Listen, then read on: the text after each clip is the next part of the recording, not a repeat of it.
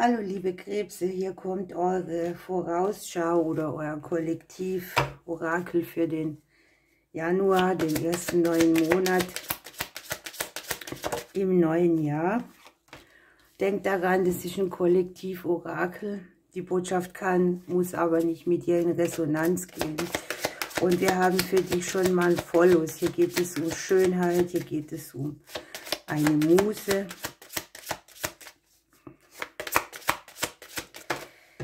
Und wir haben auch wieder Jupiter. Ich hatte das in so vielen Legungen. Also irgendwie scheint bei vielen von euch der erste Monat im neuen Jahr gleich ganz gut anzufangen. Jetzt schauen wir hier, wo dich die Muse küsst, lieber Krebs. Quatsch, doch Krebs bin ich.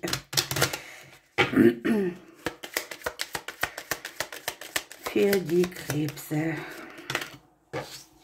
Lösen sich Zweifel auf. Zeigen sich neue Richtungen. Es geht um das Thema Ehrlichkeit.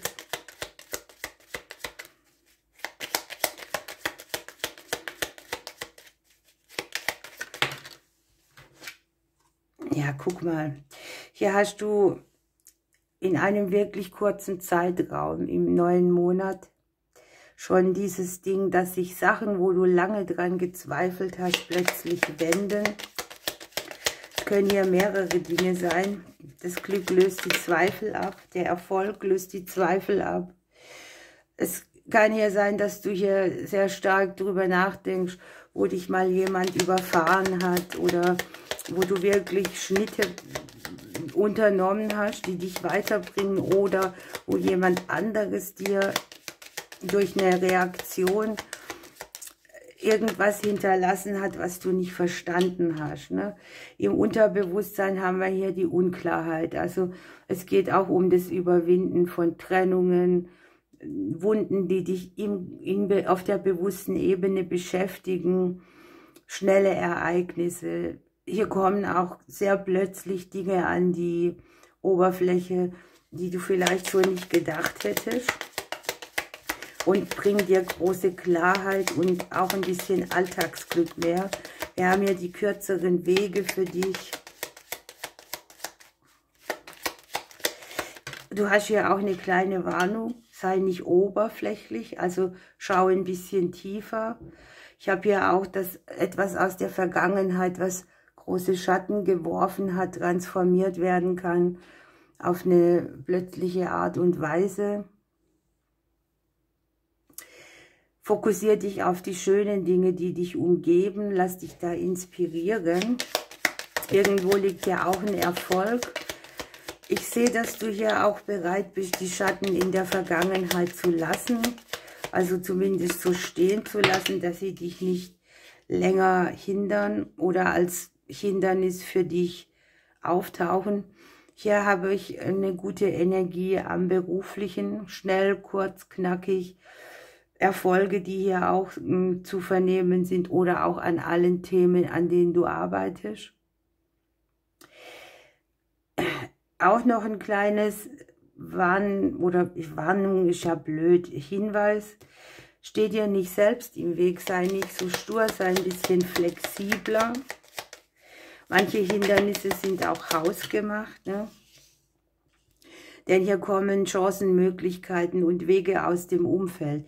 Wenn du natürlich das abblockierst oder sagst, ach, lieber nicht, meine Zweifel sind so groß, wird es halt auch schwierig, was auf einen anderen Weg zu bringen. Stehen hier vielleicht auch Entscheidungen an, jemand fordert etwas von dir, also eine Entscheidung. Und ich habe so das Gefühl, du möchtest es lieber umgehen oder dich drücken, aber irgendwie scheinst du mir hier nicht umhinzukommen. Es ist hier nötig, dass du eine andere Balance findest, die dich und deinen Alltag trägt. Und die Dinge, an denen du arbeitest, vor allem in den Gedanken. Einstmals wünschst du dir eine Bewegung, dass etwas Fahrt aufnimmt. Ich sehe auch so, dass du kommunizierst und daraus wieder Entscheidungen auf dich zukommen.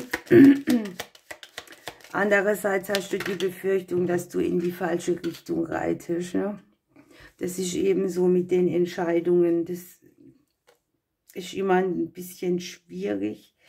Wir haben unten am Deck schwierig deshalb, weil man denkt, vielleicht ist es nicht die richtige Richtung, die ich nehme. Die Aufforderung, bleib dir selber treu auch bei deinen Entscheidungen. Lass dich inspirieren von anderen, aber nicht überreden. Und auch bei dir habe ich das Thema Treue, Loyalität und Freundschaft so ein bisschen als Prüfthema. Die Endkarte bei dir ist die Stabilität, die längerfristige Stabilität, das Umfeld, das dich trägt und nährt, die Freundschaften, die dir was zurückgeben und Erfolge auch, die du dir in der Vergangenheit schon erarbeitet hast, die jetzt nochmal zum Tragen kommen. Hier sehen wir den natürlichen Flow, gehe mit Entschlossenheit voran. Hier sind auch noch 2 Ahnenthemen und Umbruch. Also Ahnenthemen ist natürlich alles, was dir schon in die Wiege gelegt wurde, Schicksalssachen und Themen auch, die dich, ich sag mal, begleiten, immer wieder mal, auch Schattenthemen oder so Themen, wo du denkst, da gibt es Wiederholungen in meinem Leben, aber hier hast du wirklich die Chance zu einer glücklichen, guten Wende auf dem kurzen Weg.